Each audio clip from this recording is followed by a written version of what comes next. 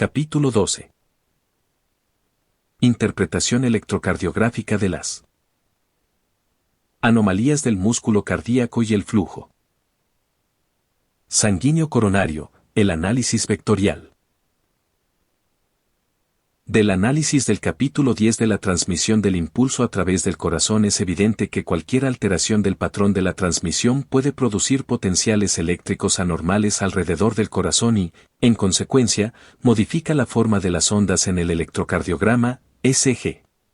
Por esta razón se puede diagnosticar la mayoría de las alteraciones graves del músculo cardíaco analizando los contornos de las ondas en las diferentes derivaciones electrocardiográficas. Principios del análisis vectorial de electrocardiogramas.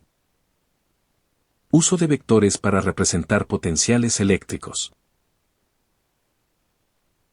Para comprender cómo las alteraciones cardíacas afectan a los contornos del ECG, primero hay que estar familiarizado con el concepto de vectores y análisis vectorial, tal y como se aplica a los potenciales eléctricos del interior del corazón y de alrededor del corazón. En el capítulo 11 se señaló que la corriente cardíaca fluye en una dirección particular en el corazón en un momento dado durante el ciclo cardíaco. Un vector es una flecha que señala en la dirección del potencial eléctrico que genera el flujo de la corriente, con la cabeza de flecha en la dirección positiva.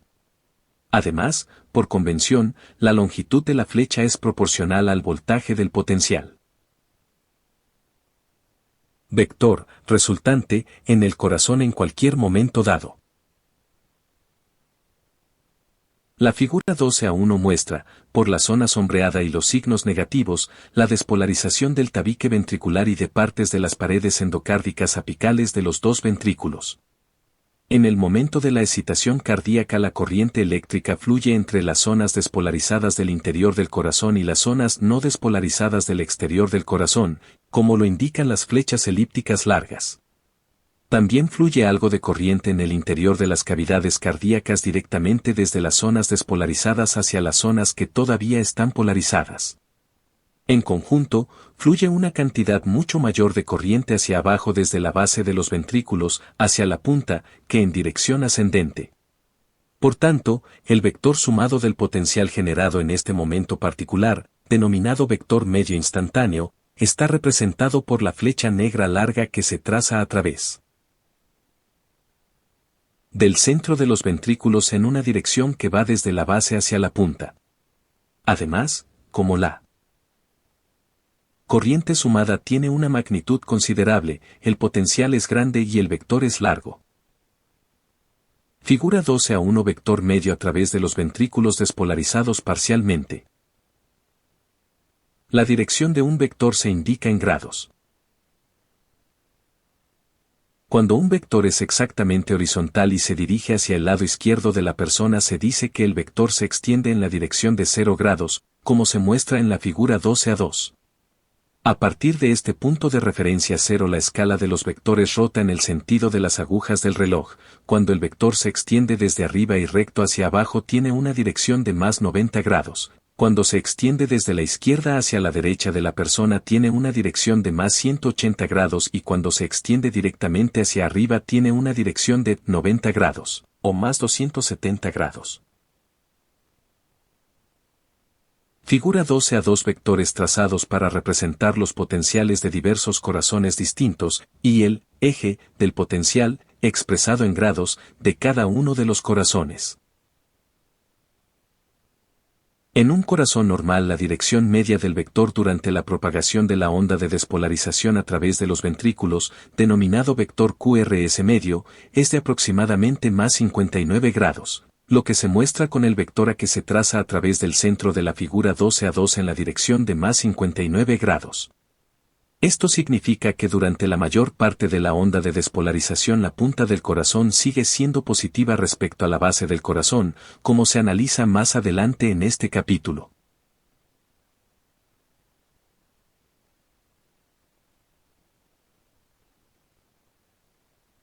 Eje de cada una de las derivaciones bipolares convencionales y de cada una de las derivaciones unipolares.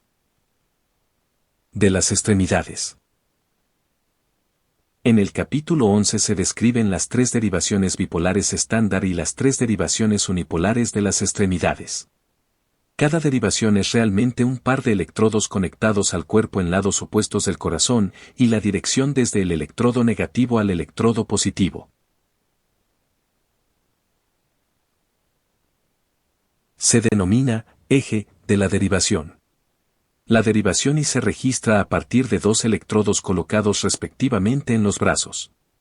Como los electrodos están exactamente en la dirección horizontal, con el electrodo positivo hacia la izquierda, el eje de la derivación y es de 0 grados. Cuando se registra la derivación 2, los electrodos se colocan en el brazo derecho y en la pierna izquierda. El brazo derecho se conecta al torso en el vértice superior derecho y la pierna izquierda se conecta en el vértice inferior izquierdo. Por tanto, la dirección de este electrodo es de aproximadamente más 60 grados. Mediante un análisis similar se puede ver que la derivación 3 tiene un eje de aproximadamente más 120 grados, la derivación AVR de más 210 grados, AVF de más 90 grados y AVL de 30 grados. Las direcciones de los ejes de todas estas derivaciones se muestran en la figura 12A3, que se conoce como sistema de referencia hexagonal. Las polaridades de los electrodos se muestran por los signos más y menos de la figura. El lector debe aprender estos ejes y sus polaridades, particularmente para las derivaciones bipolares de las extremidades I, 2 y 3, para comprender el resto de este capítulo. Figura 12A3 ejes de las tres derivaciones bipolares y de las tres derivaciones unipolares. Análisis vectorial de los potenciales registrados en diferentes derivaciones. La figura 12A4 muestra un corazón despolarizado parcialmente, donde el vector A representa la dirección media instantánea del flujo de corriente en los ventrículos. En este caso la dirección del vector es de más 55 grados y el voltaje del potencial, que se representa por la longitud del vector A, es de 2 MV. En el diagrama que está debajo del corazón se muestra de nuevo el vector A y se traza una línea que representa el eje de la derivación y en la dirección de 0 grados. Para determinar cuál será la magnitud del voltaje del vector A que se registrará en la derivación y se traza una línea perpendicular al eje de la derivación y desde la punta del vector A hasta el eje de la derivación y se traza un denominado vector proyectado, B, a lo largo del eje de la derivación y. La flecha de este vector proyectado señala hacia el extremo positivo del eje de la derivación y, lo que significa que el voltaje que se registra momentáneamente en el SG de la derivación y es positivo. El voltaje instantáneo que se registra es igual a la longitud de B dividido por la longitud de A multiplicado por 2 MV, o aproximadamente 1 MV.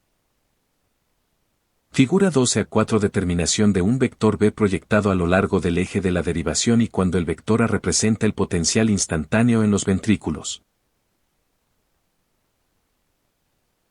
La figura 12A5 muestra otro ejemplo de análisis vectorial. En este ejemplo el vector A representa el potencial eléctrico y su eje en un instante dado durante la despolarización ventricular en un corazón en el que el lado izquierdo del corazón se despolariza más rápidamente que el derecho. En este caso el vector instantáneo tiene una dirección de 100 grados, y su voltaje es también de 2 MV. Para determinar el potencial que se ha registrado realmente en la derivación y se traza una línea perpendicular desde la punta del vector A hasta el eje de la derivación y se encuentra el vector proyectado B. El vector B es muy corto y en esta ocasión tiene dirección negativa, lo que indica que en este instante particular el registro de la derivación y es negativo, por debajo de la línea 0 del SG, y que el voltaje que se registra es pequeño, de aproximadamente 0,3 MV. Esta figura muestra que cuando el vector del corazón está en una dirección casi perpendicular al eje de la derivación, el voltaje que se registra en el SG de esta dirección es muy bajo. Por el contrario, cuando el vector cardíaco tiene casi exactamente el mismo eje que el de la derivación, se registrará esencialmente todo el voltaje del vector. Figura 12:5 Determinación del vector B proyectado a lo largo del eje de la derivación y cuando el vector A representa el potencial instantáneo en los ventrículos. Análisis vectorial de los potenciales de las tres derivaciones bipolares estándar de las extremidades. En la figura 12:6 el vector A representa el potencial eléctrico instantáneo de un corazón despolarizado parcialmente. Para determinar el potencial que se registra en este instante en el SG de cada una de las tres derivaciones bipolares estándar de las extremidades se trazan líneas perpendiculares, las líneas discontinuas, desde la punta del vector A hasta las tres líneas que representan los ejes de las tres distintas derivaciones estándar, como se muestra en la figura. El vector proyectado B representa el potencial que se registra en ese momento en la derivación y, el vector proyectado C representa el potencial de la derivación 2 y el vector proyectado D representa el potencial de la derivación 3.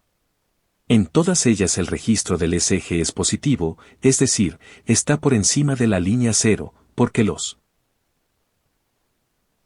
vectores proyectados señalan en las direcciones positivas a lo largo de los ejes de todas las derivaciones. El potencial de la derivación y, vector B, es aproximadamente la mitad que el potencial real del corazón, vector A, en la derivación 2, vector C, es casi igual al del corazón y en la derivación 3, vector D, es aproximadamente de un tercio que el del corazón.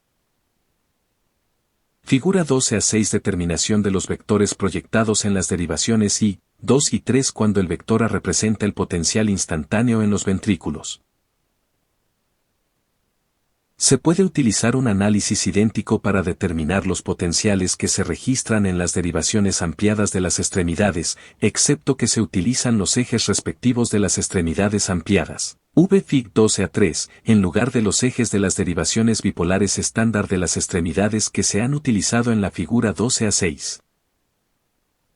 Análisis vectorial del electrocardiograma normal. Vectores que aparecen a intervalos sucesivos durante la despolarización de los ventrículos, el complejo QRS. Cuando el impulso cardíaco entra en los ventrículos a través de las auriculoventricular, la primera parte de los ventrículos que se despolariza es la superficie endocárdica izquierda del tabique. Después la despolarización se propaga rápidamente hacia las dos superficies endocárdicas del tabique, como se muestra por la porción sombreada más oscura del ventrículo en la figura 12-7a. A continuación la despolarización se propaga a lo largo de las superficies endocárdicas del resto de los dos ventrículos, como se muestra en la figura 12-7b y c. Finalmente se propaga a través del músculo ventricular hacia el exterior del corazón, como se muestra progresivamente en la figura 12-7c, d y e. Figura 12-7 Las zonas sombreadas de los ventrículos están despolarizadas, las zonas no sombreadas siguen polarizadas, y vectores ventriculares y complejos QRS, 0,01s después del inicio de la despolarización ventricular, A, 0,02s después del inicio de la despolarización, B, 0,035s después del inicio de la despolarización, C, 0,05s después del inicio de la despolarización, D, y después de que se haya completado la despolarización de los ventrículos, 0,06s después de su inicio, E.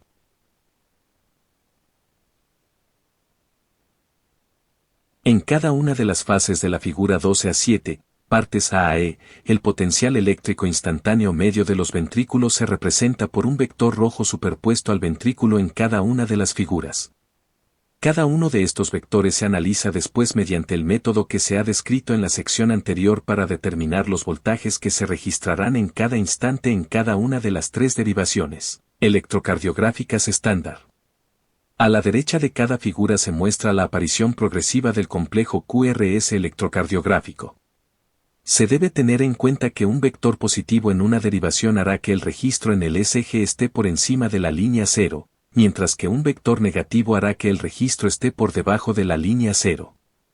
Antes de proceder a consideraciones adicionales del análisis vectorial es esencial que se comprenda este análisis de los vectores sucesivos normales que se presentan en la figura 12-7. Se deben estudiar en detalle todos estos análisis mediante el procedimiento que se presenta aquí.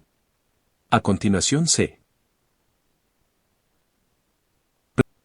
presenta un breve resumen de esta secuencia. En la figura 12-7 el músculo ventricular acaba de empezar a despolarizarse y representa un instante aproximadamente 0,01 s después del inicio de la despolarización. En este momento el vector es corto porque solo se ha despolarizado una pequeña porción de los ventrículos, el tabique. Por tanto, todos los voltajes electrocardiográficos son bajos, como se registra a la derecha del músculo ventricular para todas las derivaciones. El voltaje en la derivación 2 es mayor que los voltajes de las derivaciones I3 porque el vector cardíaco se propaga principalmente en la misma dirección que el eje de la derivación 2. En la figura 12-7b, que representa aproximadamente 0,02 s después del inicio de la despolarización, el vector cardíaco es largo porque ya se ha despolarizado buena parte de la masa del músculo ventricular. Por tanto, han aumentado los voltajes de todas las derivaciones electrocardiográficas. En la figura 12-7c, aproximadamente 0,035 s después del inicio de la despolarización, el vector cardíaco se está haciendo más corto y los voltajes electrocardiográficos que se registran son más bajos porque el exterior de la punta cardíaca ahora es electronegativo, lo que neutraliza buena parte de la positividad de las otras superficies epicárdicas del corazón. Además, el vector está comenzando a desplazarse hacia el lado izquierdo del tórax porque el ventrículo izquierdo se despolariza algo más lentamente que el derecho. Por tanto, el cociente del voltaje en la derivación y respecto al de la derivación 3 está aumentando. En la figura 12-7d, aproximadamente 0,05 s después del inicio de la despolarización, el vector cardíaco señala hacia la base del ventrículo izquierdo, y es corto porque solo sigue teniendo una polarización positiva una pequeña parte del músculo ventricular. Debido a la dirección del vector en este momento, los voltajes que se registran en las derivaciones 2 y 3 son negativos, es decir, están debajo de la línea, mientras que el voltaje de la derivación I sigue siendo positivo. En la figura 12-7e, aproximadamente 0,06 s después del inicio de la despolarización, ya se ha despolarizado toda la masa ventricular, de modo que no hay flujo de corriente alrededor del corazón y no se genera ningún potencial eléctrico. El vector se hace cero y los voltajes en todas las derivaciones se hacen cero. Así se completan los complejos QRS de las tres derivaciones bipolares estándar de las extremidades. A veces el complejo QRS tiene un descenso ligeramente negativo en su comienzo en una o más derivaciones, que no se muestra en la figura 12-7, este descenso es la onda Q. Cuando aparece está producida por la despolarización inicial del lado izquierdo del tabique antes del lado derecho, lo que genera un vector débil desde la izquierda hacia la derecha durante una fracción de segundo antes de que aparezca el vector habitual desde la base hasta la punta. La principal deflexión positiva que se muestra en la figura 12-7 es la onda R, y la deflexión negativa final es la onda S. El electrocardiograma durante la repolarización, la onda T. Después de que se haya despolarizado el músculo ventricular, aproximadamente 0,15 s después, comienza la repolarización, y continúa hasta que se completa al cabo de aproximadamente 0,35 s. Esta repolarización genera la onda T del ECG. Como el tabique y las zonas endocárdicas del músculo ventricular son las primeras que se despolarizan, parece lógico que estas zonas también se deban repolarizar primero. Sin embargo, esto no es lo habitual porque el tabique y otras zonas del endocardio tienen un periodo de contracción más prolongado que la mayor parte de las superficies externas del corazón. Por tanto, la mayor parte de la masa del músculo ventricular que se repolariza en primer lugar es toda la superficie externa de los ventrículos, especialmente cerca de la punta del corazón. Por el contrario, las zonas endocárdicas normalmente se repolarizan al final. Se ha propuesto que esta secuencia de repolarización está producida por la elevada presión de la sangre en el interior de los ventrículos durante la contracción, que reduce mucho el flujo sanguíneo coronario al endocardio, retrasando de esta manera la repolarización en las zonas endocárdicas. Como las superficies apicales externas de los ventrículos se repolarizan antes que las superficies internas, el extremo positivo del vector ventricular global durante la repolarización se dirige hacia la punta del corazón. En consecuencia, la onda T normal de las tres derivaciones bipolares de las extremidades es positiva, que también es la polaridad de la mayor parte de los complejos QRS normales. En la figura 12a8 se señalan 5 fases de la repolarización de los ventrículos por el aumento progresivo de las zonas de color naranja claro, las zonas repolarizadas.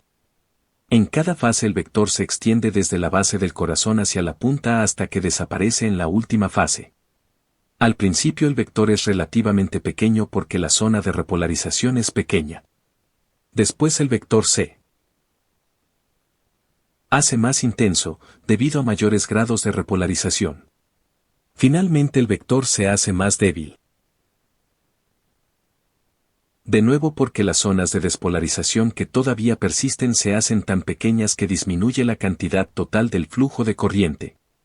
Esas alteraciones también muestran que el vector es máximo cuando aproximadamente la mitad del corazón está en estado polarizado y aproximadamente la mitad está despolarizado. Figura 12a8 generación de la onda T durante la repolarización de los ventrículos, que muestra también el análisis vectorial de la primera fase de la repolarización. El tiempo total desde el inicio de la onda T hasta su final es de aproximadamente 0,15 s.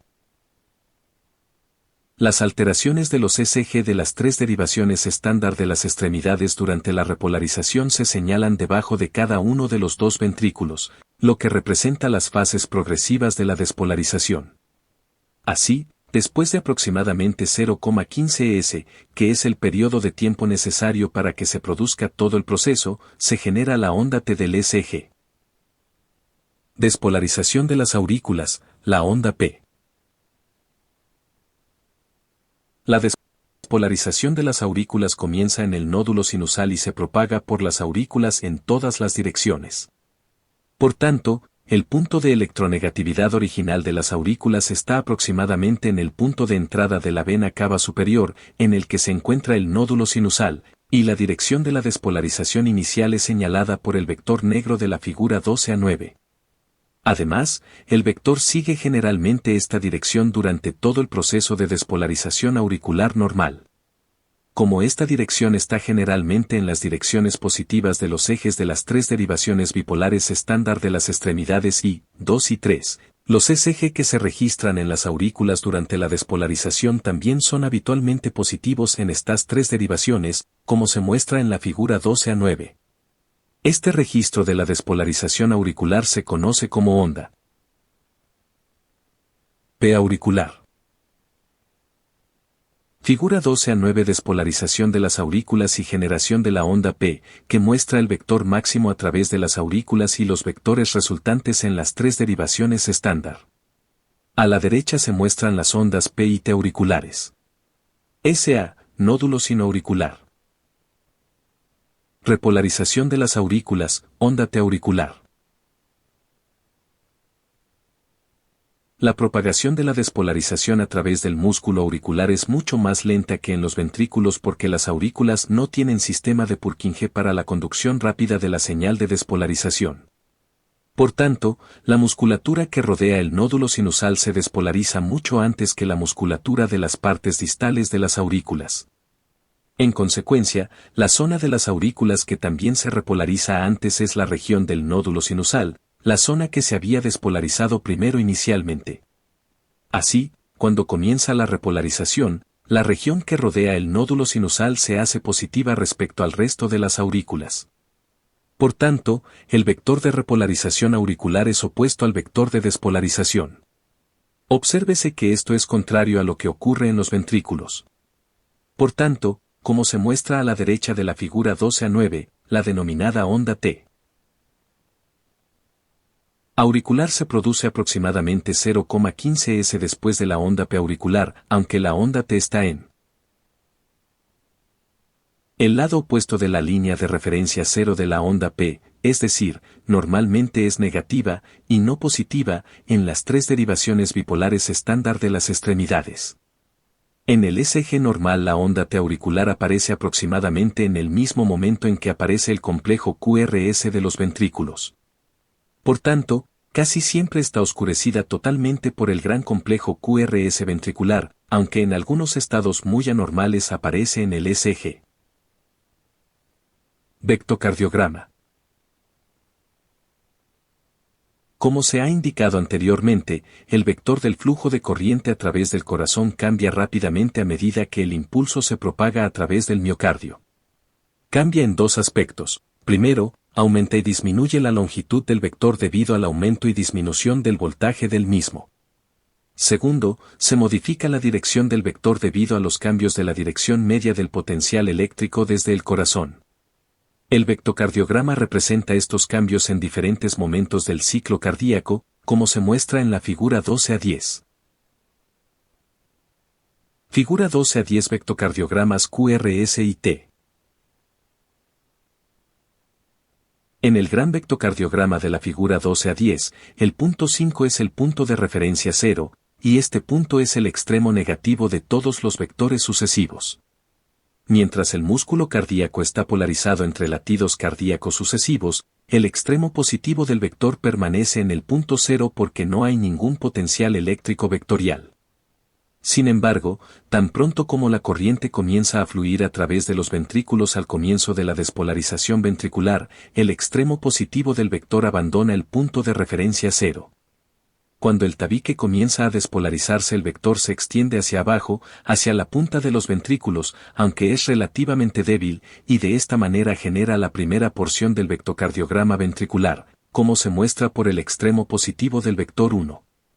A medida que se despolariza más músculo ventricular, el vector se hace cada vez más intenso, y habitualmente se desplaza ligeramente hacia un lado. Así, el vector 2 de la figura 12-10 representa el estado de despolarización de los ventrículos aproximadamente 0,02 s después del vector 1. Después de otro 0,02 s, el vector 3 representa el potencial y el vector 4 se produce en otro 0,01 s. Finalmente, los ventrículos se han despolarizado totalmente y el vector se hace 0 de nuevo, como se muestra en el punto 5.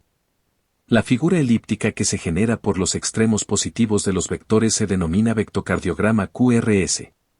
Los vectocardiogramas se pueden registrar en un osciloscopio conectando electrodos de superficie corporal desde el cuello y la parte inferior del abdomen a las placas verticales del osciloscopio y conectando los electrodos de la superficie del tórax de cada uno de los lados del corazón a las placas horizontales.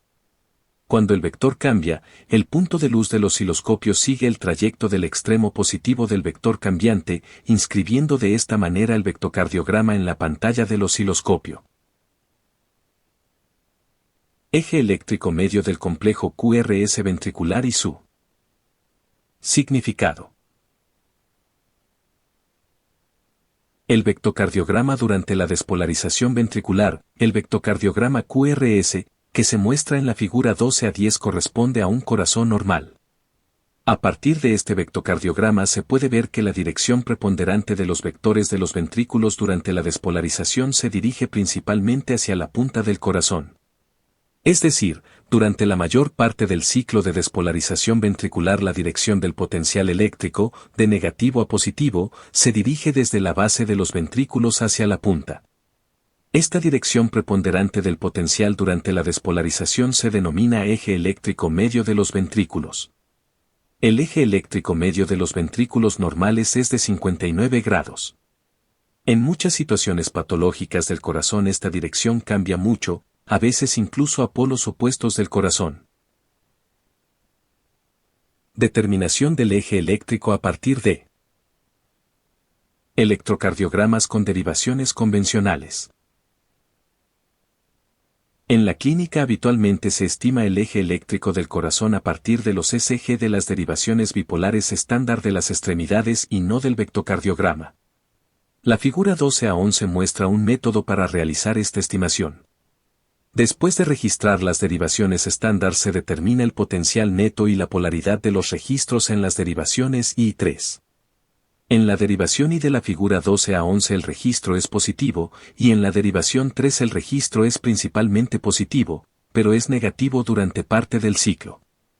Si cualquier parte de un registro es negativa, este potencial negativo se resta de la parte positiva del potencial para determinar el potencial neto de esa derivación, como se muestra por la flecha que está a la derecha del complejo QRS en la derivación 3.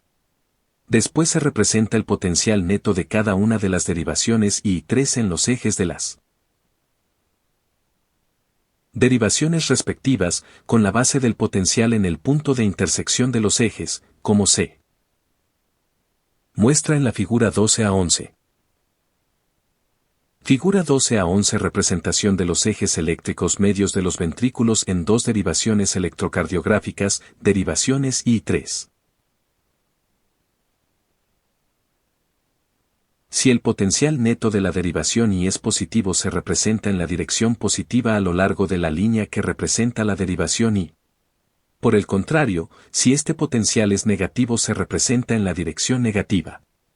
También para la derivación 3 se coloca el potencial neto con su base en el punto de intersección y, si es positivo, se representa en la dirección positiva a lo largo de la línea que representa la derivación 3. Si es negativo se representa en la dirección negativa. Para determinar el vector del potencial eléctrico medio del complejo QRS ventricular se trazan líneas perpendiculares, las líneas discontinuas de la figura, desde las puntas de las derivaciones I3, respectivamente. El punto de intersección de estas dos líneas perpendiculares representa, mediante análisis vectorial, el vértice del vector QRS medio de los ventrículos y el punto de intersección de los ejes de las derivaciones I3 representa el extremo negativo del vector medio. Por tanto, se traza el vector QRS medio entre estos dos puntos. El potencial medio aproximado que generan los ventrículos durante la despolarización se representa por la longitud de este vector QRS medio y el eje eléctrico medio se representa por la dirección del vector medio. Así, la orientación del eje eléctrico medio de los ventrículos normales, que se determina en la figura 12 a 11, es de 59 grados y positivo, más 59 grados. Situaciones ventriculares anómalas que provocan una desviación del eje. Aunque el eje eléctrico medio de los ventrículos es en promedio de aproximadamente 59 grados, este eje puede desplazarse incluso en un corazón normal desde aproximadamente 20 hasta aproximadamente 100 grados. Las causas de las variaciones normales son principalmente diferencias anatómicas del sistema de distribución de Purkinje o de la propia musculatura de corazones diferentes. Sin embargo, diversas situaciones anómalas del corazón pueden producir una desviación del eje más allá de los límites normales, como se señala a continuación. Alteraciones de la posición del corazón en el tórax. Si el corazón está angulado hacia la izquierda, el eje eléctrico medio del corazón también se desplaza hacia la izquierda. Este desplazamiento se produce, 1. Al final de una expiración profunda, 2. Cuando una persona se agacha, porque el contenido abdominal comprime el diafragma hacia arriba, y 3. Con bastante frecuencia en personas obesas, cuyos diafragmas comprimen hacia arriba el corazón todo el tiempo como consecuencia del aumento de la adiposidad visceral.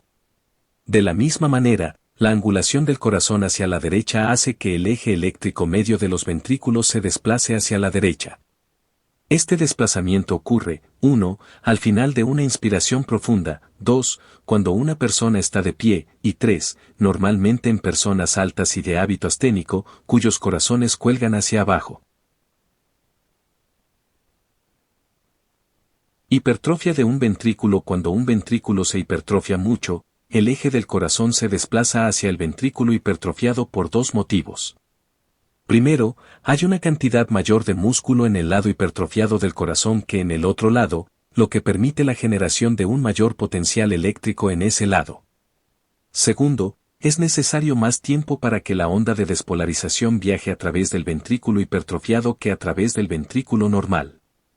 En consecuencia, el ventrículo normal se despolariza mucho antes que el ventrículo hipertrofiado, y esta situación hace que haya un vector intenso desde el lado normal del corazón hacia el lado hipertrofiado, que sigue teniendo una carga intensamente positiva. Así, el eje se desvía hacia el ventrículo hipertrofiado. Análisis vectorial de la desviación del eje hacia la izquierda debida a hipertrofia del ventrículo izquierdo. La figura 12a12 muestra los SG de las tres derivaciones bipolares estándar de las extremidades. El análisis vectorial muestra una desviación del eje hacia la izquierda con un eje eléctrico medio que señala hacia 15 grados. Este es un SG típico producido por el aumento de la masa muscular del ventrículo izquierdo. En este caso la desviación del eje estaba producida por hipertensión, elevación de la presión arterial, que hizo que el ventrículo izquierdo se hipertrofiara para poder bombear sangre contra la presión arterial sistémica elevada. Se produce un cuadro similar de desviación del eje hacia la izquierda cuando hay hipertrofia del ventrículo izquierdo como consecuencia de estenosis valvular aórtica, insuficiencia valvular aórtica o cualquiera de las distintas cardiopatías congénitas en las que el ventrículo izquierdo aumenta de tamaño mientras el ventrículo derecho mantiene un tamaño relativamente normal.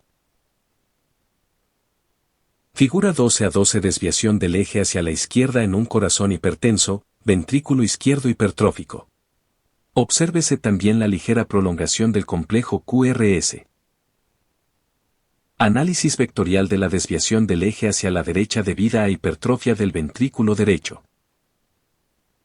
El SG de la figura 12a13 muestra una desviación intensa del eje hacia la derecha, hasta un eje eléctrico de 170 grados, que es 111 grados hacia la derecha del eje medio del complejo QRS ventricular normal de 59 grados.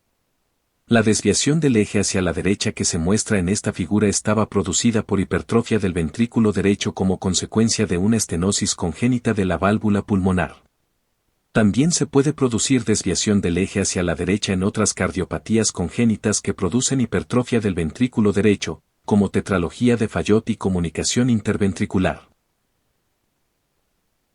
Figura 12a13 electrocardiograma de alto voltaje de una persona con estenosis congénita de la válvula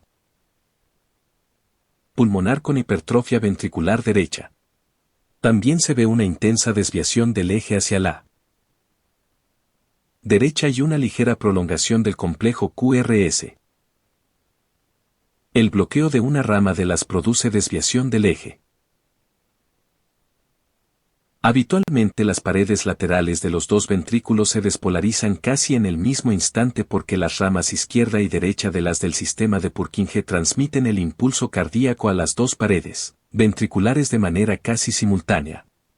En consecuencia, los potenciales que generan los dos ventrículos, en los dos lados opuestos del corazón, casi se neutralizan entre sí.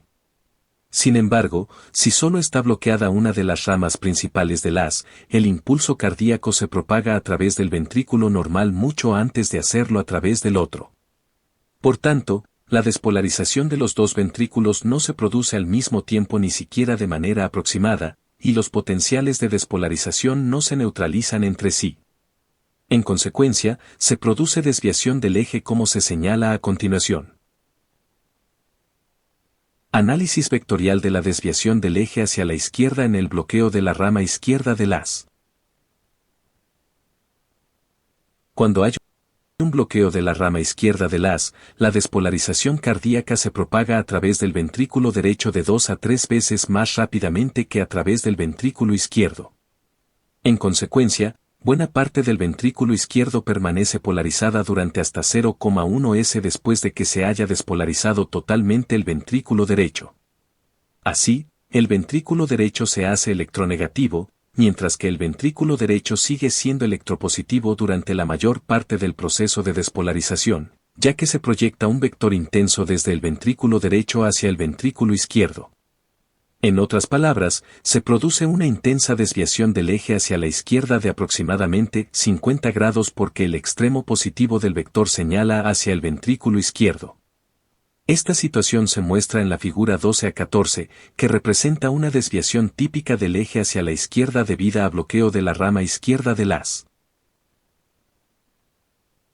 Figura 12a14 desviación del eje hacia la izquierda producida por un bloqueo de la rama izquierda del haz. Obsérvese también la gran prolongación del complejo QRS.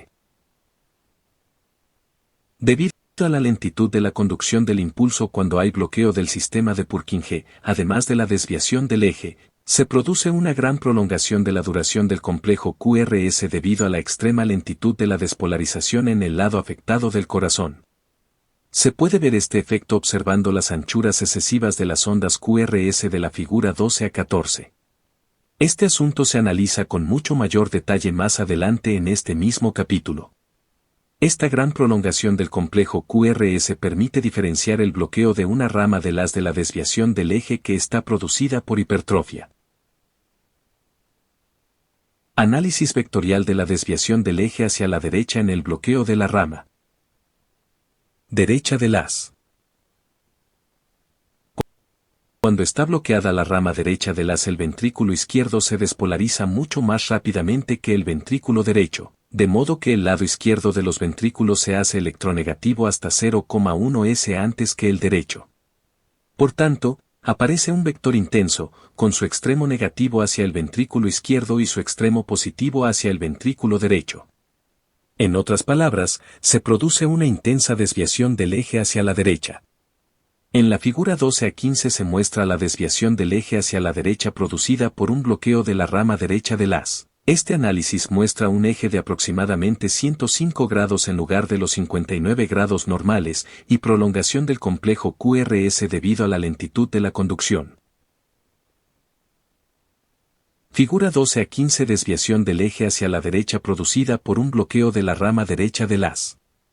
Obsérvese también la gran prolongación del complejo QRS. Situaciones que provocan voltajes anormales del complejo QRS. Aumento de voltaje en las derivaciones de las extremidades bipolares convencionales. Normalmente los voltajes de las tres derivaciones bipolares estándar de las extremidades, medidos desde el pico de la onda R hasta la parte más profunda de la onda S, varían entre 0,5 y 2 MV, de modo que la derivación 3 habitualmente registra el menor voltaje y la derivación 2 el mayor. Sin embargo, estas relaciones no son invariables, incluso en el corazón normal. En general, cuando la suma de los voltajes de los complejos QRS de las tres derivaciones estándar es mayor de 4 MV, se considera que el paciente tiene un ECG de alto voltaje. La causa de los complejos QRS de alto voltaje la mayoría de las veces es un aumento de la masa muscular del corazón, que habitualmente se debe a hipertrofia del músculo en respuesta a la carga excesiva de una u otra parte del corazón. Por ejemplo, el ventrículo derecho se hipertrofia si debe bombear sangre a través de una válvula pulmonar estenótica y el ventrículo izquierdo se hipertrofia cuando una persona tiene hipertensión. El aumento de la cantidad de músculo genera mayores cantidades de electricidad alrededor del corazón. En consecuencia, los potenciales eléctricos que se registran en las derivaciones electrocardiográficas son mucho mayores de lo normal, como se muestra en las figuras 12 a 12 y 12 a 13. Disminución del voltaje del electrocardiograma. Disminución del voltaje producida por miopatías cardíacas. Una de las causas más frecuentes de disminución del voltaje del complejo QRS es una serie de infartos arteriales miocárdicos antiguos, con la consiguiente disminución de masa muscular. Esta dolencia también hace que la onda de despolarización se desplace lentamente a través de los ventrículos e impide que porciones importantes del corazón se despolaricen masivamente de manera simultánea. Por tanto, esta situación hace que haya cierta prolongación del complejo QRS junto a la disminución del voltaje. La figura 12 a 16 muestra un ECG de bajo voltaje típico con prolongación del complejo QRS, que es frecuente después de que múltiples infartos pequeños hayan producido retrasos locales de la conducción del impulso y voltajes reducidos debido a la pérdida de la masa muscular en los ventrículos. Figura 12 a 16 electrocardiograma de bajo voltaje después de la lesión local en los ventrículos producida por un infarto de miocardio previo.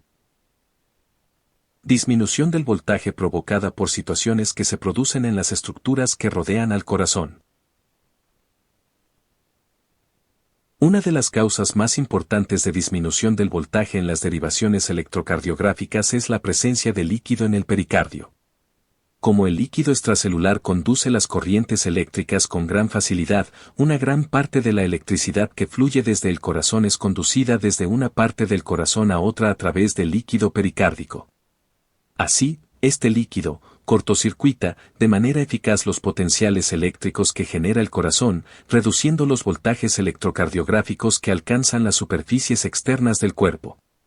El derrame pleural, en menor grado, también puede cortocircuitar la electricidad que rodea el corazón, de modo que los voltajes de la superficie del cuerpo y de los ECG están disminuidos. El enfisema pulmonar puede producir disminución de los potenciales electrocardiográficos, aunque por un motivo diferente al derrame pericárdico. En personas con enfisema pulmonar hay una considerable disminución de la conducción de la corriente eléctrica a través de los pulmones debido a la cantidad excesiva de aire en estos. Además, hay un aumento del tamaño de la cavidad torácica y los pulmones tienden a rodear el corazón en mayor grado de lo normal. Por tanto, los pulmones actúan como aislante que impide la propagación del voltaje eléctrico desde el corazón hacia la superficie del cuerpo, lo que da lugar a disminución de los potenciales electrocardiográficos en las diferentes derivaciones. Patrones prolongados y extraños del complejo QRS. La hipertrofia y la dilatación cardíacas prolongan el complejo QRS. El complejo QRS dura mientras siga propagándose la despolarización a través de los ventrículos, es decir, mientras se despolariza parte de los ventrículos y parte sigue polarizada. Por tanto, la prolongación de la conducción del impulso a través de los ventrículos produce prolongación del complejo QRS. Con frecuencia se produce esta prolongación cuando uno o los dos ventrículos están hipertrofiados o dilatados, debido al trayecto más largo que debe recorrer el impulso. El complejo QRS normal dura de 0,06 a 0,08 s, mientras que en la hipertrofia o dilatación del ventrículo izquierdo o derecho el complejo QRS puede prolongarse hasta 0,09 a 0,12 s. El bloqueo del sistema de Purkinje prolonga el complejo QRS.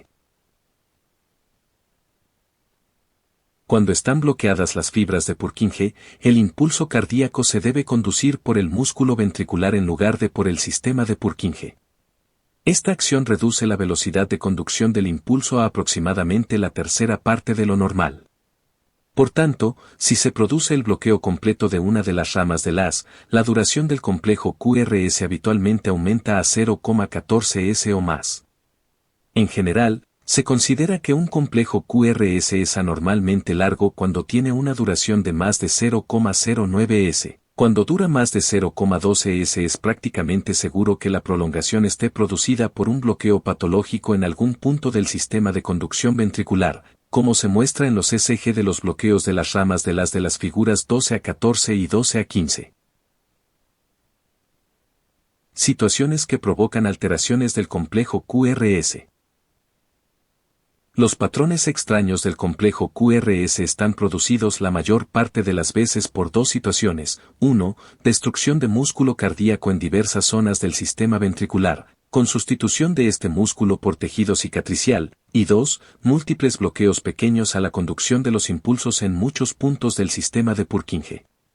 En consecuencia, la conducción del impulso cardíaco se hace irregular, dando lugar a cambios rápidos de los voltajes y a desviación del eje. Esta irregularidad con frecuencia da lugar a picos dobles o incluso triples en algunas derivaciones electrocardiográficas, como las que se muestran en la figura 12 a 14. Corriente de lesión. Muchas alteraciones cardíacas distintas, especialmente las que lesionan al propio músculo cardíaco, con frecuencia hacen que parte del corazón siga despolarizado parcial o totalmente todo el tiempo. Cuando se produce esta situación, la corriente fluye entre las zonas despolarizadas de manera patológica y las zonas polarizadas de manera normal, incluso entre dos latidos. Este fenómeno se denomina corriente de lesión. Obsérvese especialmente que la parte lesionada del corazón es negativa, porque esta es la parte que está despolarizada y emite cargas negativas hacia los líquidos circundantes, mientras que el resto del corazón es neutro o tiene una polaridad positiva. Algunas alteraciones que pueden producir corriente de lesión son: 1. Traumatismo mecánico, que a veces hace que las membranas siguen siendo tan permeables que no se puede producir la repolarización completa. 2. Procesos infecciosos que lesionan las membranas musculares. Y 3. Isquemia de zonas locales de músculo cardíaco producida por oclusiones coronarias locales, que es con mucho la causa más frecuente de corriente de lesión en el corazón. Durante la isquemia el músculo cardíaco no dispone de un aporte suficiente de nutrientes desde la vascularización coronaria para mantener la polarización normal de las membranas. Efecto de la corriente de lesión sobre el complejo QRS. En la figura 12 a 17 hay un infarto reciente, es decir, existe pérdida del flujo sanguíneo coronario de una pequeña zona de la base del ventrículo izquierdo. Por tanto, durante el intervalo TP, es decir, cuando el músculo ventricular normal está polarizado totalmente, sigue fluyendo una corriente negativa anormal desde la zona infartada de la base del ventrículo izquierdo y se propaga hacia el resto de los ventrículos. Figura 12 a 17. Efecto de una corriente de lesión sobre el electrocardiograma. El vector de esta corriente de lesión, que se muestra en el primer corazón de la figura 12 a 17, tiene una dirección de aproximadamente 125 grados, con la base del vector, el extremo negativo, hacia el músculo lesionado. Como se muestra en las porciones inferiores de la figura, incluso antes del comienzo del complejo QRS, este vector produce un registro inicial en la derivación y por debajo de la línea de potencial cero, porque el vector proyectado de la corriente de lesión en la derivación y se dirige hacia el extremo negativo del eje de la derivación y en la derivación 2 el registro está por encima de la línea porque el vector proyectado se dirige más hacia el terminal positivo de la derivación. En la derivación 3 el vector proyecta 2 sigue la misma dirección que el terminal positivo de la derivación 3, de modo que el registro es positivo. Además, como el vector está casi exactamente en la dirección del eje de la derivación 3, el voltaje de la corriente de lesión en la derivación 3 es mucho mayor que en la derivación y que en la derivación 2. A medida que el corazón posteriormente experimenta su proceso normal de despolarización, se despolariza primero el tabique, después la despolarización se propaga hacia abajo, hacia la punta y hacia atrás, hacia las bases de los ventrículos. La última porción de los ventrículos que se despolariza totalmente es la base del ventrículo derecho, porque la base del ventrículo izquierdo ya está despolarizada de manera total y permanente. Mediante análisis vectorial se pueden construir gráficamente las fases sucesivas de la generación del SG por la onda de despolarización que viaja a través de los ventrículos, como se muestra en la parte inferior de la figura 12 a 17. Cuando el corazón se ha despolarizado totalmente, al final del proceso de despolarización, que se señala por la penúltima fase de la figura 12 a 17, todo el músculo ventricular está en un estado negativo. Por tanto, en este instante en el SG no hay flujo de corriente desde los ventrículos hacia los electrodos electrocardiográficos porque ahora está despolarizado tanto el músculo cardíaco lesionado como el músculo en contracción. A continuación, cuando se produce la repolarización, finalmente se repolariza todo el corazón, excepto la zona de despolarización permanente en la base lesionada del ventrículo izquierdo. Así, la repolarización hace que reaparezca la corriente de lesión en todas las derivaciones, como se ve en la parte derecha de la figura 12 a 17. El punto J es el potencial de referencia cero para analizar la corriente de lesión. Se podría pensar que las máquinas de SG podrían determinar cuando no hay flujo de corriente alrededor del corazón. Sin embargo, en el cuerpo hay muchas corrientes parásitas, como las corrientes que se deben a potenciales cutáneos y a diferencias de concentraciones iónicas de los diferentes líquidos del cuerpo. Por tanto, cuando se conectan dos electrodos entre los brazos o entre un brazo y una pierna, estas corrientes parásitas hacen que sea imposible predeterminar el nivel exacto de referencia cero del ECG. Por estos motivos se debe utilizar la siguiente técnica para determinar el nivel de potencial cero. Primero, se observa el punto exacto en el que la onda de despolarización acaba de completar su paso a través del corazón, que ocurre al final del complejo QRS. Exactamente en este punto se han despolarizado todas las partes de los ventrículos, incluyendo tanto las partes lesionadas como las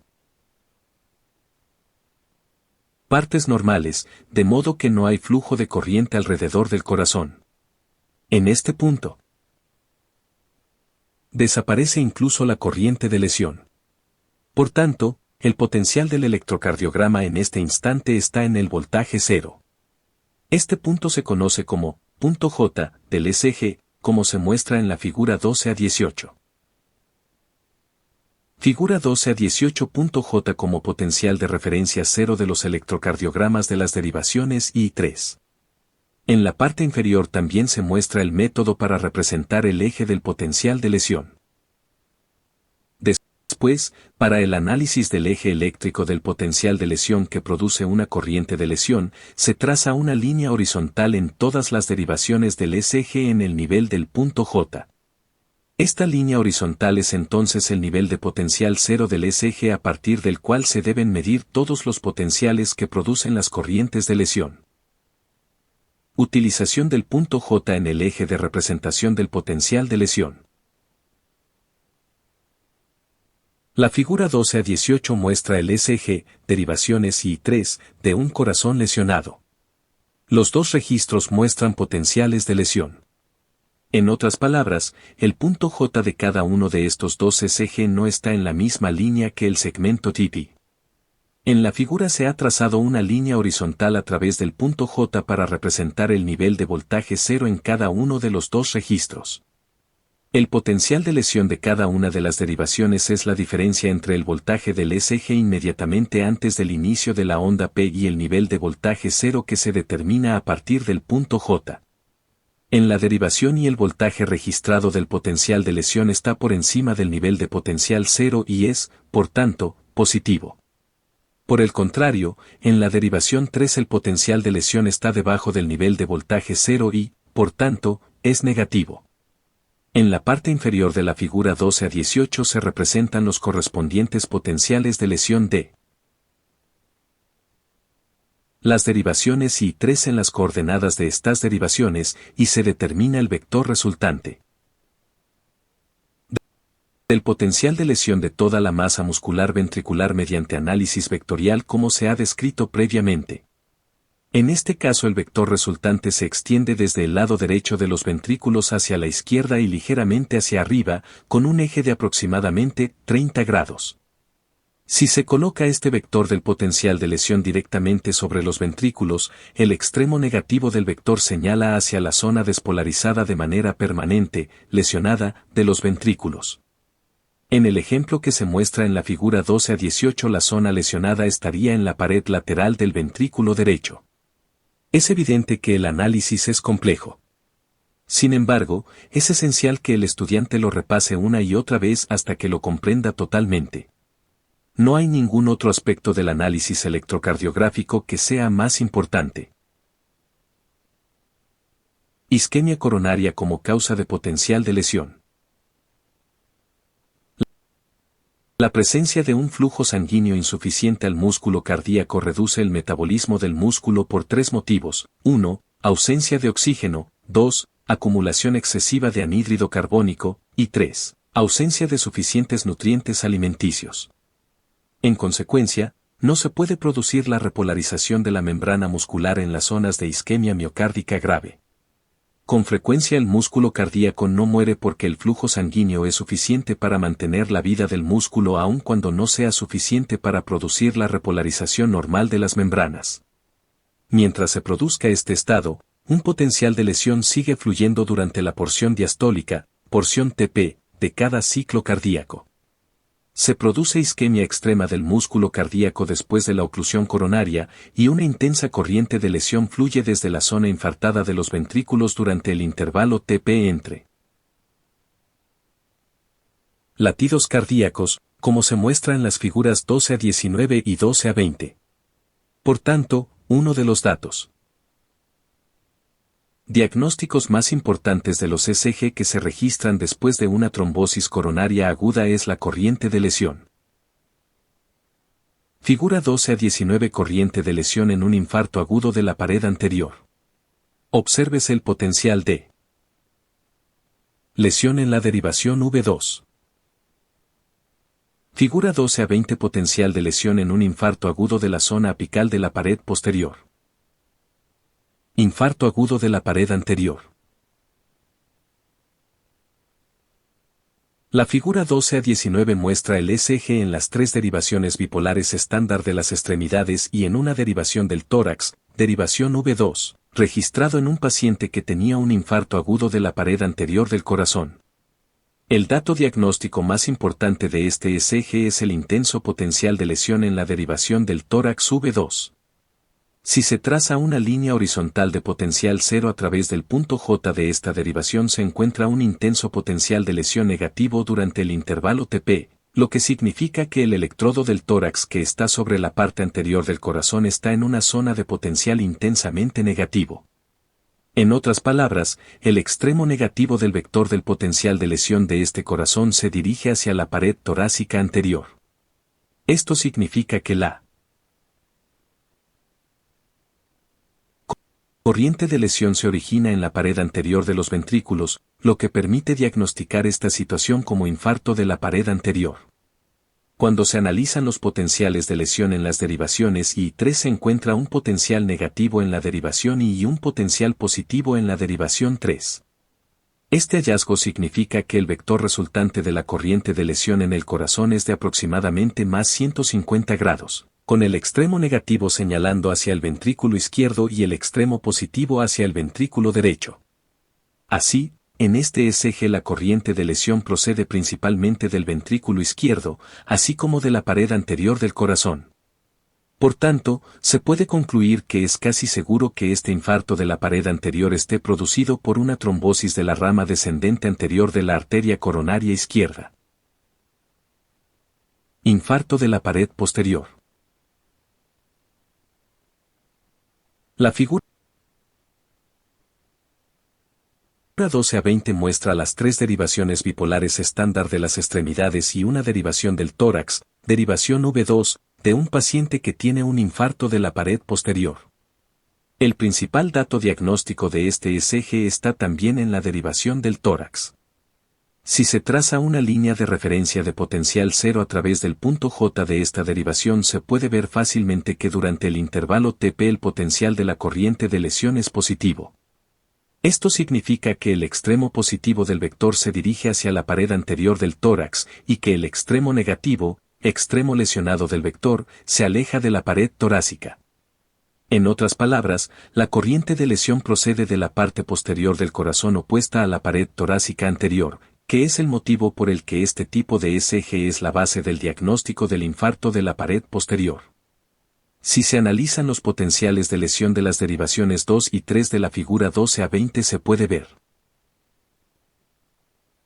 fácilmente que el potencial de lesión es negativo en ambas derivaciones. Mediante análisis vectorial. Como se muestra en la figura, se ve que el vector resultante del potencial de lesión es de aproximadamente 95 grados, con el extremo negativo señalando hacia abajo y el extremo positivo señalando hacia arriba. Así como el infarto, según lo indica la derivación del tórax, está en la pared posterior del corazón y, como lo indican los potenciales de lesión de las derivaciones 2 y 3, está en la porción apical del corazón, se podría sospechar que este infarto está cerca de la punta en la pared posterior del ventrículo izquierdo. Infarto de otras partes del corazón. Con el uso de las mismas técnicas que se han demostrado en los análisis previos de los infartos de las paredes anterior y posterior es posible determinar la localización de cualquier zona infartada que emite una corriente de lesión, independientemente de qué parte del corazón esté afectada. Cuando se hace este análisis vectorial se debe recordar que el extremo positivo del potencial de lesión señala hacia el músculo cardíaco normal, y el extremo negativo señala hacia la porción lesionada del corazón que está emitiendo la corriente de lesión. Recuperación de la trombosis coronaria aguda. La figura 12 a 21 muestra una derivación del tórax V3 de un paciente que tenía un infarto agudo de la pared posterior que muestra las alteraciones del ECG desde el día del infarto hasta una semana después, 3 semanas después y finalmente un año después. En este ECG se puede ver que el potencial de lesión es intenso inmediatamente después del episodio agudo, el segmento TP se desplaza de forma positiva con respecto al segmento ST. Sin embargo, después de aproximadamente una semana el potencial de lesión ha disminuido mucho, y después de 3 semanas ha desaparecido. Después de eso el ECG no se modifica mucho durante el año siguiente. Este es el patrón de recuperación habitual después de un infarto agudo de miocardio de grado moderado, que muestra que aparece un flujo sanguíneo coronario colateral nuevo suficiente para restablecer la nutrición adecuada de la mayor parte de la zona infartada. Figura 12 a 21 recuperación del miocardio después de un infarto moderado de la pared posterior, que muestra la desaparición del potencial de lesión que está presente el primer día después del infarto y que sigue presente ligeramente al cabo de una semana. En pacientes que tienen un infarto de miocardio, la zona infartada nunca vuelve a presentar un aporte sanguíneo coronario adecuado. Con frecuencia se produce la muerte de parte del músculo cardíaco, pero si el músculo no muere sigue mostrando un potencial de lesión siempre que haya isquemia, particularmente durante episodios de ejercicio, cuando se produce sobrecarga del corazón. Infarto de miocardio antiguo recuperado. La figura 12 a 22 muestra las derivaciones I3 después de un infarto anterior y las derivaciones I3 después de un infarto posterior aproximadamente un año después del infarto agudo. El registro muestra lo que se podría denominar configuraciones ideales del complejo QRS en estos tipos de infarto de miocardio recuperado. Habitualmente ha aparecido una onda cual comienzo del complejo QRS en la derivación y en el infarto anterior debido a la pérdida de masa muscular de la pared anterior del ventrículo izquierdo, pero en el infarto posterior ha aparecido una onda cual comienzo del complejo QRS en la derivación 3 debido a la pérdida de músculo en la parte apical posterior del ventrículo.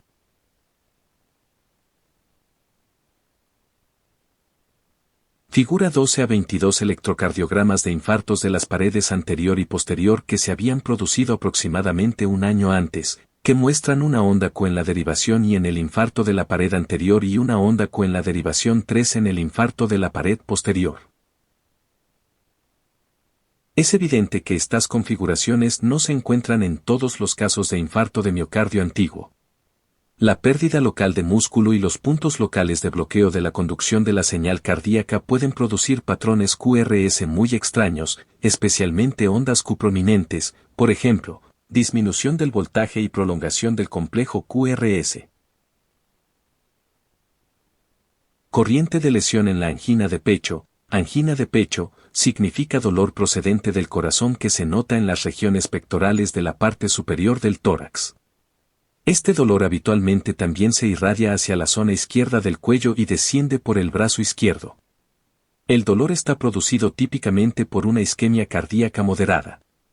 Habitualmente no se percibe dolor mientras la persona está en reposo, pero tan pronto como se sobrecarga el corazón aparece el dolor. A veces aparece un potencial de lesión en el ECG durante un episodio de angina de pecho grave porque la insuficiencia coronaria se hace lo suficientemente grave como para impedir la repolarización adecuada de algunas zonas del corazón durante la diástole. Anomalías de la onda T. En otras partes de este capítulo se ha señalado que la onda T normalmente es positiva en todas las derivaciones bipolares estándar de las extremidades y que esto se debe a la repolarización de la punta y de las superficies externas de los ventrículos antes que las superficies intraventriculares. Es decir, la onda T se altera cuando no se produce la secuencia normal de repolarización. Algunos factores pueden modificar esta secuencia de repolarización. Efecto de la conducción lenta de la onda de despolarización. Sobre las características de la onda T. En referencia a la figura 12 a 14, obsérvese que el complejo QRS está muy prolongado. La razón de esta prolongación es el retraso de la conducción en el ventrículo izquierdo que se debe a un bloqueo de rama izquierda del haz. Esta conducción retardada hace que el ventrículo izquierdo se despolarice aproximadamente 0,08 s después de la despolarización del ventrículo derecho, lo que da lugar a un intenso vector medio del complejo QRS hacia la izquierda. Sin embargo, los periodos refractarios de las masas musculares ventriculares derecha e izquierda no difieren mucho entre sí. Por tanto, el ventrículo derecho comienza a repolarizarse mucho antes que el ventrículo izquierdo, lo que genera una intensa positividad en el ventrículo derecho y negatividad en el ventrículo izquierdo en el momento en el que está apareciendo la onda T. En otras palabras, el eje medio de la onda T ahora está desviado hacia la derecha, que es contrario al eje eléctrico medio del complejo QRS en el mismo eje. Así, cuando la conducción del impulso de despolarización a través de los ventrículos está muy retrasada, la onda T casi siempre tiene una polaridad inversa a la del complejo QRS. El acortamiento de la despolarización en porciones del músculo ventricular puede causar anomalías de la onda T. Si la base de los ventrículos mostrara un periodo anormalmente corto de despolarización, es decir, un potencial de acción acortado, la repolarización de los ventrículos no comenzaría en la punta como lo hace normalmente. En cambio, la base de los ventrículos se repolarizaría antes que la punta, y el vector de repolarización se dirigiría desde la punta hacia la base del corazón, al revés del vector de repolarización estándar. En consecuencia, la onda T en las tres derivaciones estándar sería negativa, en lugar de tener la positividad habitual. Así, el simple hecho de que la base del ventrículo tenga un periodo de despolarización acortado es suficiente para producir grandes cambios de la onda T, incluso hasta el punto de modificar la polaridad de toda la onda T, como se muestra en la figura 12 a 23.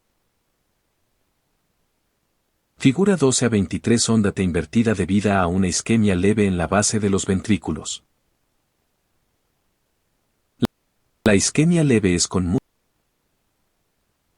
mucho la causa más frecuente de acortamiento de la despolarización del músculo cardíaco, porque esta dolencia aumenta el flujo de corriente a través de los canales de potasio. Cuando se produce isquemia solo en una zona del corazón, el periodo de despolarización de esta zona disminuye de manera desproporcionada al de otras partes. En consecuencia, se producen alteraciones definidas de la onda T. La isquemia se podría deber a una oclusión coronaria progresiva crónica, una oclusión coronaria aguda o la insuficiencia coronaria relativa que se produce durante el ejercicio. Un medio para detectar la insuficiencia coronaria leve es registrar el ECG cuando el paciente hace ejercicio, observando si se producen alteraciones en la onda T. Las alteraciones de las ondas T no tienen por qué ser específicas, porque cualquier cambio de la onda T en cualquier derivación, inversión, por ejemplo, o una onda bifásica, con frecuencia es un dato suficiente de que alguna porción del músculo ventricular tiene un periodo de despolarización desproporcionado al del resto del corazón, producido por una insuficiencia coronaria leve a moderada. Efecto de la digital sobre la onda T como se analiza en el capítulo 22. La digital es un fármaco que se puede utilizar durante la insuficiencia coronaria para aumentar la fuerza de la contracción del músculo cardíaco. Sin embargo, cuando se administran sobredosis de digital puede aumentar la duración de la despolarización de una parte de los ventrículos de manera desproporcionada a la de otras partes. En consecuencia, se pueden producir alteraciones inespecíficas, como inversión de la onda T u ondas T bifásicas, en una o más derivaciones electrocardiográficas. En la figura 12 a 24 se muestra una onda T bifásica producida por una administración excesiva de digital. Por tanto, las alteraciones de la onda T durante la administración de digital son con frecuencia los signos más tempranos de toxicidad digitálica. Figura 12 a 24 onda T bifásica producida por toxicidad digitálica.